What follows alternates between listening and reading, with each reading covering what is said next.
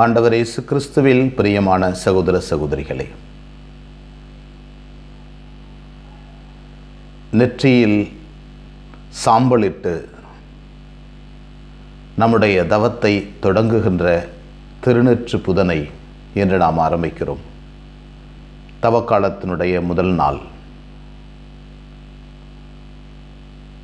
ஆண்டவர் இயேசுவினுடைய உயிர்ப்பை நோக்கி நம்மையே தயாரிக்கின்ற காலம் இந்த தவக்காலம். நம்முடைய மறை உண்மைகளிலே உயர்ந்ததும் தலை சிறந்ததும் நம் விசுவாசத்தினுடைய வேறுமாகிய ஆண்டவருடைய உயிர்ப்பு பெருவிழாவை நோக்கி இந்த நாள் தயாரிக்க நம்மை அழைக்கிறது.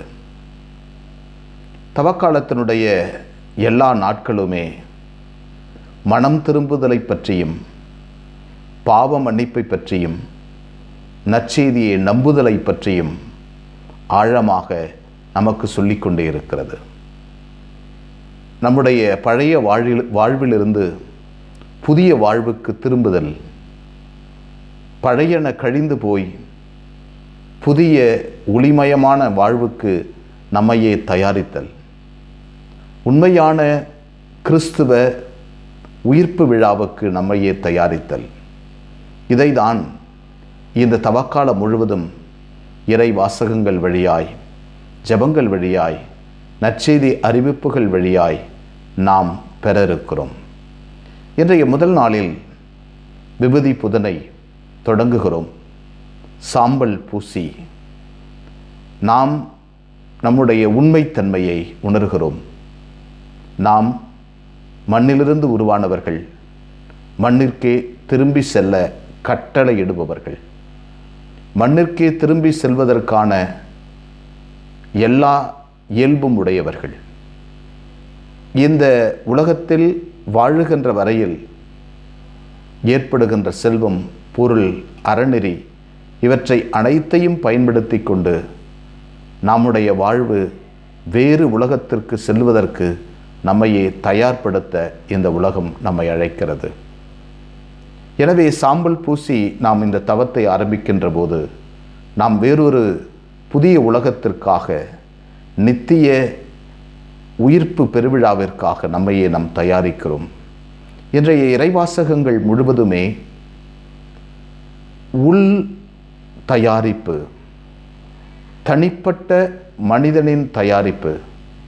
அந்த தயாரிப்பு வெளிவேடமாகவோ, புகழுக்காகவோ, புகழ்ச்சிக்காகவோ, மற்றவர்கள் பார்க்க வேண்டும் என்பதற்காகவோ அல்ல.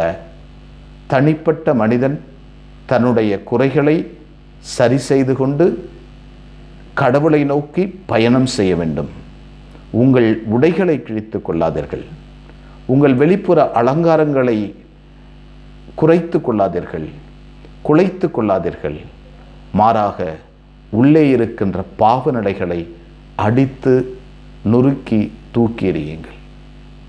உங்களுடைய வெளி அடையாளங்களை, தவக்காலத்திற்குரிய வெளி அடையாளங்களை பெருக்கிக் கொள்ளாமல் உள்ளே இருக்கின்ற தயாரிப்புகளை பெருக்குங்கள். உங்கள் இதயத்தில் இருக்கின்ற தயாரிப்புகளை, ஆண்டவரோடு செலவிடப்படுகின்ற நேரங்களை, ஆண்டவரோடு நாம் இருக்கின்ற பக்தி முயற்சிகளை, நம்முடைய மனமாற்றத்தை உருவாக்குங்கள்.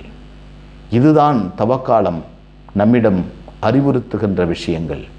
இறை வாசகங்கள் முழுவதுமே வெளிப்புறத்திற்கு நீங்கள் பெரும்பாலான முக்கியத்துவமும் ஆடம்பரமும் கொடுக்காமல் உள்ளே இருக்கின்ற தயாரிப்புகளை, உள்ளே ஆண்டவரும் நானும் இந்த ஒரு அந்நியோன்யமான உறவில் நீண்ட நாள் இருப்பதும், நீண்ட நேரம் இருப்பதும், நீண்ட நாட்கள் சந்தோஷமாக வாழ்வதும் தான் இந்த தயாரிப்பினுடைய நோக்கம். எனவே நெற்றியில் சாம்பல் பூசி நம்மீது குருவானவர், மனிதனே நீ மண்ணாயிருக்கிறாய், மீண்டும் மண்ணுக்கு செல்வாய் என்றும், மனம் திரும்பி நற்செய்தியை நம்புங்கள் என்று சொல்லுகின்ற போது ஆண்டவர் இன்றும் இந்த குரலை சொல்லி கூப்பிடுகிறார். இந்த தவக்காலத்தில் நம்மை கூப்பிடுகிறார். புதிய வாழ்வை நோக்கி கூப்பிடுகிறார். அந்த வாழ்வை நோக்கி தயாரிக்க நம் இதயங்களையும் வாழ்வையும் ஆண்டவர் பாதத்தில் சமர்ப்பிப்போம். எங்களை நேசிக்கின்ற விண்ணகத் தந்தையை எம்மை போற்றுகிறோம். அற்புதமான நாளுக்காக நன்றி சொல்கிறோம். நீர் எங்களை படைத்து பராமரிப்பதற்காக நன்றி. எங்களோடு நீர் பயணம் செய்வதற்காக நன்றி ஆண்டவரே. முதுகோலும் நெடுங்கழியும் எங்களுக்கு ஆதரவாக இருக்கிறது. சாம்பல் பூசி தவத்தை ஆரம்பிக்கின்ற நாங்கள் இந்த தவத்தின் வழியாய் எங்கள் உடலிலும் உள்ளத்திலும் புதியவனை வந்து கல்லான இதயங்களெல்லாம் எடுக்கப்பட்டு சதைப்பற்றுள்ள இதயம் எங்களுக்கு கிடைக்கப்பெற்று புதிய மனிதர்களாய் நாங்கள் வாழ வரம் தாரும். இவற்றை எங்கள் ஆண்டவருடைய திருமகனுமாகிய இயேசு கிறிஸ்து வழியாக ஜெபிக்கிறோம். அன்னை மரியே, எங்கள் அன்பு தாயே, திருமகனிடம் எங்களுக்காக இடைவிடாது பரிந்து பேசும். ஆமென்.